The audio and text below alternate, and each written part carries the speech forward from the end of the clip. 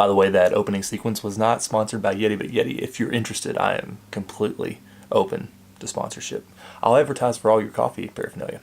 Anyway, so today, I want to show you something. I keep this in my truck, and today it came in handy, but this is a pry bar. In fact, Stanley calls this a wonder bar. But it reminded me of something I've been thinking about a lot lately.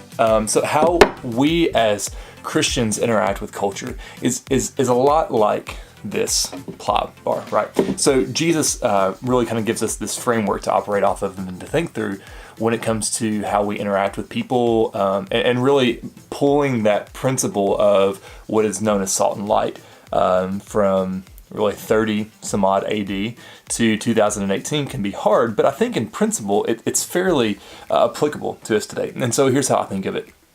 When it comes to how we interact with culture as Christians, whether it be through the lens of how we interact with our family or people in public places like in the service industry or at our workplaces, or even online, which is probably where 90% of our interactions happen, it's a lot like this pry bar, right? So like there are really two ways to use this pry bar. There's the way that sometimes I'm tempted to use it and just to hit stuff because that feels good in the moment, but ultimately doesn't lead anywhere, right? Like you can hit stuff with this. You can do it by brute force, or you can use it as it's intended, right? So pry bars work based off of physics, right? Off of a principle called leverage.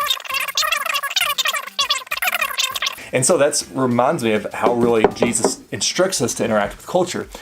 When he calls us to be salt and light, there are two options we have to interact with our culture. We can either ignore his wisdom and really I think even his command on that we are. It's not even a command, it's a statement about our identity in Christ. So we can either reject that and by brute force just lambast and critique and constantly criticize those around us and all the things that are going on in the world, or we can be more surgical and more intentional and more thoughtful about how we interact with culture. So let's take online, for instance, because you're watching this online, just seems more applicable in the moment. Think about it. If we were to do, like, let's say we're gonna do a social media audit, right? And so I'm gonna look back at my own personal accounts on Instagram and Facebook, and I'm going to look back through there and see what have my posts been about and what's even been the tone that I've used.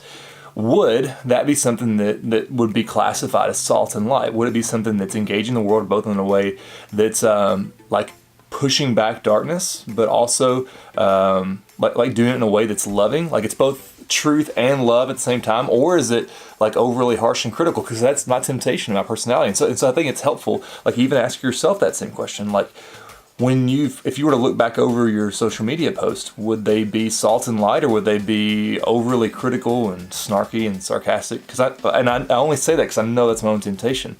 And so that would be my encouragement for this week. Think about it. As we've got this huge opportunity, like never before in the history of the world has this precedent existed where we're able to communicate with people, not just within our daily physical sphere, like in a certain geographical location, but all across the world by just pulling something out of our pocket and hitting post, right? Like that's an amazing thing. And of course you could sit back and say, oh, that's to blame. The social media is to blame for all the evils in the world today. No, it doesn't. Social media simply amplifies what we already are. And so if we're if our hearts are dark on the inside, it simply amplifies that. But if our hearts are trying to be salt and light like Jesus commands, it just amplifies it. Social media isn't good or evil. It simply is amplification to what we already are. And so think about that. You've got two options this week. You can either use your workplace or family and brute force your way in those places, or you can be salt and light and use the gifts and the talents and really the platform that God has given you in such a way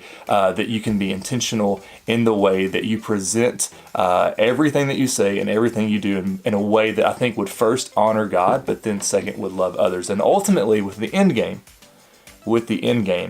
of sharing the gospel, because that's really what it's all about. Like if we're going to be the type of people who say that Jesus is the most important thing to us, then the way that we treat people needs to reflect that, and so that they might be open to that, right? If the way that we handle ourselves on a daily basis doesn't match our invitations to church or our explicit conversation about the gospel with someone, then that's really no justification, right? So you can either brute force or you can use the tool as it's intended. My suggestion would be that you go the way of Jesus, salt and light. Have a good rest of the week.